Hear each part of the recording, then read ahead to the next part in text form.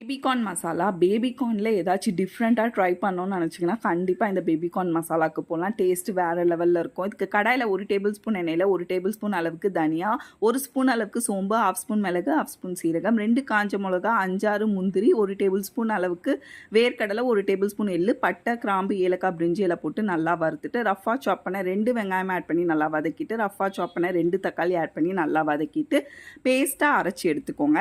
இப்போ அதே கடாயில் 1 டேபிள் ஸ்பூன் எண்ணெயில் பேபிகார்ன் ஆட் பண்ணி நல்லா கோல்டனாக ஃப்ரை பண்ணி எடுத்துட்டு, அரைச்ச அந்த மசாலாவும் சேர்த்து நல்லா மிக்ஸ் பண்ணிவிட்டு, 1/2 ஸ்பூன் அளவுக்கு இஞ்சி பூண்டு பேஸ்ட்டு, 1/4 ஸ்பூன் அளவுக்கு மஞ்சள் பொடி, 1 டேபிள் ஸ்பூன் அளவுக்கு காஷ்மீரி மிளகா பொடி சேர்த்து நல்லா மிக்ஸ் பண்ணி கொடுத்துட்டு, உப்பும் ஆட் பண்ணிக்கோங்க. நான் கிளிப்பிங் எடுக்க மறந்துட்டேன் இந்த ஸ்டேஜில்.